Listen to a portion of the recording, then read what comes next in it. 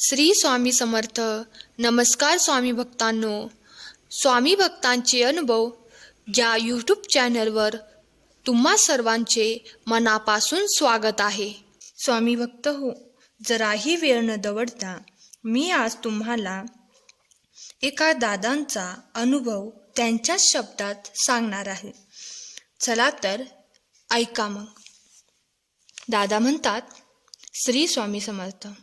1986 सालची गोष्ट. वर्षभर ताप आणि खोकला या विकाराने मी त्रस्त होतो. सर्व वैद्यकीय उपाय झाले, सर्व तपासण्या झाल्या, रिपोर्ट नॉर्मल होते, परंतु आजाराचे निदान होत नव्हते व औषधाचा गुणही येत नव्हता. त्यामुळे माझ्या या आजारपणाबाबत नातेवाईक चिंतातुर होऊन अनेक शंका कुशंका बोलू लागले होते. त्यावेळी माझ्या घराशेजारीच श्री स्वामी समर्थ सेवा केंद्राचे बांधकाम सुरू होते. तेव्हा तेथील सेवेकऱ्यांनी मला डॉक्टरांच्या औषधाचा काहीच गुण येत नाही हे पाहून दिंडोरीला सद्गुरू परमपूज्य मोरेदादांकडे जाऊन सेवा घेण्यासाठी सुचवले. त्याप्रमाणे मी व कुटुंबीय दिंडोरीला गेलो. परमपूज्य दादांची भेट झाली आणि माझ्या आजारपणाविषयी आम्ही त्यांना सांगितले.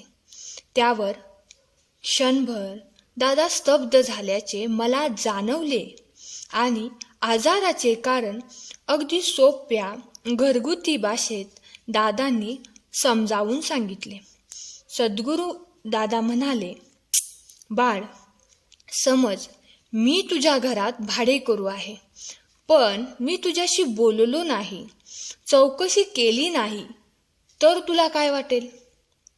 तू मला तुझ्या घरात राहू देशील का? त्याचप्रमाणे तुमच्या घराजवळ नाथांचे एक जागृत समाधी स्थान आहे. त्यांच्या जागेत तू राहतोस. तुम्ही त्यांचे भाडेकरू आहात. तू तिथे जातोस का? नमस्कार करतोस का? मी नाही म्हटलो. तेव्हा परमपूज्य दादा म्हणाले, त्या महात्म्याची अपेक्षा आहे.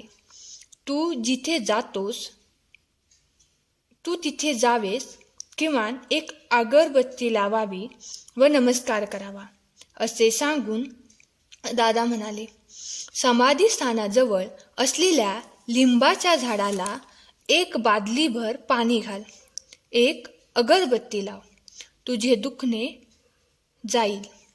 दुसऱ्या दिवशी सकाळी एक बादलीभर पाणी मी लिंबाच्या झाडाला घातले, एक अगरबत्ती लावली व नमस्कार केला.